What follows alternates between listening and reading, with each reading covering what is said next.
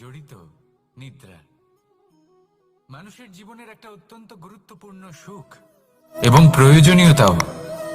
দেখতে গেলে এই সংসারের প্রত্যেক পশু পাখি, প্রত্যেক জীব অবশ্যই নিদ্রা প্রাপ্ত করেন, কিন্তু মানুষ, যার মধ্যে বিচার বিবেচনা করার শক্তি অন্যদের থেকে অনেক বেশি, তার কিন্তু ঘুমের কিছু সমস্যা অবশ্যই হয়।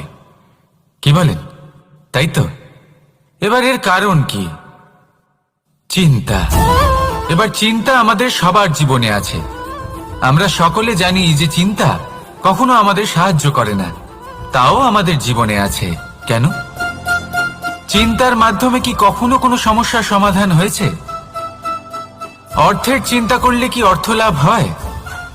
ভবিষ্যতের চিন্তা করলে কি ভবিষ্যৎ ঠিক হয়ে যায়? স্বাস্থ্যের চিন্তা করলে কি স্বাস্থ্য নিজে থেকেই ঠিক হয়? হয় না। তাহলে এই সব কিছু থেকে আমাদের একটা ছোট্ট শিক্ষা অবশ্যই লাভ করা উচিত। আপনিও আপনার কাঁধ থেকে চিন্তার এই বোঝা নামিয়ে ফেলুন। আর এই সব ইচ্ছে একত্রিত হয়ে আমাদের মনে চিন্তা উৎপন্ন করে। তাই এই চিন্তাগুলিকে ত্যাগ করুন। প্রকৃতির প্রেমের উপর বিশ্বাস রাখুন। মনে রাখবেন, যিনি চিন্তা মুক্ত হবেন তিনি চিতা মুক্ত হবেন। সুখের নিদ্রা প্রাপ্ত করুন, আর নিদ্রায় যাবার আগে আমার সাথে ভালোবেসে বলুন, রাধা রাধা। মহাদেব, সেই দেবতা যিনি মহান, যাকে দেবতাদের দেবতা বলা হয়, যিনি হলেন আমার আরাধ্য। কখনো আপনার মনে এই প্রশ্ন এসেছে যে শিবকেই কেন মহাদেব বলা হয়, অন্য কোনো দেবতাকে কেন বলা হয় না?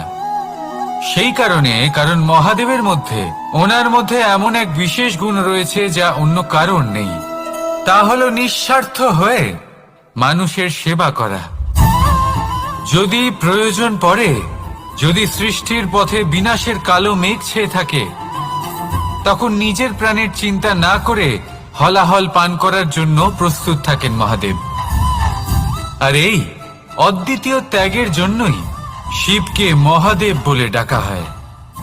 এবার যদি কোনো মানুষও নিঃস্বার্থ ভাবনার দ্বারা নিজেকে অর্পণ করে দেয় এই জগতের কল্যাণের জন্য, মানুষের সেবার জন্য, তাহলে তিনিও মহাপুরুষ, মহামানব হতে পারেন।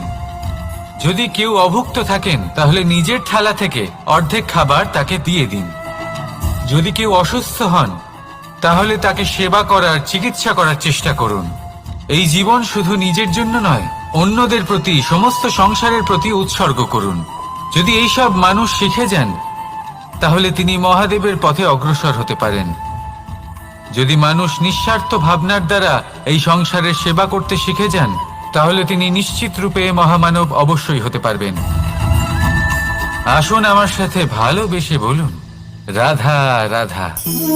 স্বর্ণ, হিরে, মুক্ত, মানিক, এই সব কিছুকে আগে পাথর বলা হতো। তাহলে এমন কি হলো যে এদের রত্ন বলা হয়?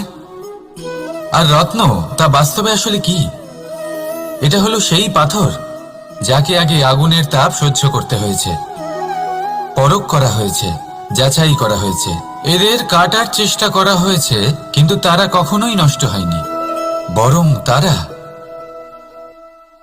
আরো উদ্ভাসিত হয়েছে, আরো উজ্জ্বল হয়েছে, এই সংসারে আরো প্রকাশ ছড়িয়ে দিয়েছে। সেই জন্য এরা হলো এত অমূল্য, সেই জন্য এরা হলো বহুমূল্য, সেই জন্য এদের রত্ন বলা হয়। এবার মানুষের কাছেও এই নির্বাচনের অধিকার রয়েছে যে আমরা শুধু পাথর হয়ে থাকব নাকি রত্ন হয়ে থাকব। কিভাবে? আমাদের জীবনেও অনেক সমস্যা রয়েছে, বাধা আছে, বিপত্তি আছে। আমরা সেই বাধার তাপে উত্তপ্ত হই, এই সমস্যা আমাদের কাটার চেষ্টা করে। অনেক মানুষ বিভিন্ন পরিস্থিতি আমাদের ভাঙার চেষ্টা করে, কিন্তু আমাদের নষ্ট হলে চলবে না। যেভাবে এই রত্ন সমস্যার সম্মুখীন হয়ে পাথর থেকে রত্ন হয়েছে, সেইভাবেই আমাদেরও আমাদের সমস্যার সম্মুখীন হয়ে রত্ন হয়ে উঠতে হবে, এই সংসারে প্রকাশের স্রোত হয়ে উঠতে হবে। তাহলে এটাই করুন আর আমার সাথে ভালোবেসে বলুন, রাধা রাধা। সংসারে সব থেকে বড় শক্তি আসলে কি? কেউ বলবেন শারীরিক শক্তি, কেউ বলবেন অস্ত্রের শক্তি, কেউ বলবেন জ্ঞানের শক্তি। ঠিক আছে, কিন্তু যদি আমি বলি সংসারের সব থেকে বড় শক্তি হলো শক্তি কোনো এক তথ্যের, আগে হ্যাঁ, তথ্য। এই তথ্য নিজেই কিন্তু খুব শক্তিশালী, অত্যন্ত শক্তিশালী অস্ত্র হলো এই তথ্য। আর সত্যি বলতে অনুচিত তথ্যের থেকে অনেক বেশি ঘাতক হলো অসম্পূর্ণ তথ্য। যেরকম আজ শাম্ব রুক্মির সাথে করেছে, ওকে অসম্পূর্ণ তথ্য দিয়েছে, তার ফলে বিনাশ হলো। যদি এইভাবেই আপনার কাছেও কোনো অসম্পূর্ণ তথ্য আসে, আর যদি আপনি তা পরখ না করে দেখেন, যাচাই না করে দেখেন, আর নিজের কর্ম করেন, তাহলে উত্থানের বদলে আপনি পতনের সম্মুখীন হবেন। বিকাশের বদলে আপনার বিনাশ হয়ে যাবে। মনে রাখবেন একটা অত্যন্ত গুরুত্বপূর্ণ কথা, সঠিক তথ্য পাওয়া সঠিক তথ্য দেওয়ার থেকে অনেক বেশি গুরুত্বপূর্ণ। আশা করি এই কথা আপনি বুঝেছেন। জীবনে যখনই কোনো তথ্য আপনি পাবেন, সেই বিষয়ে ভেবে দেখুন, পরখ করে দেখুন, যাচাই করুন, তারপর নিজের কর্ম করুন। আর আমার সাথে ভালোবেসে বলুন, রাধা রাধা।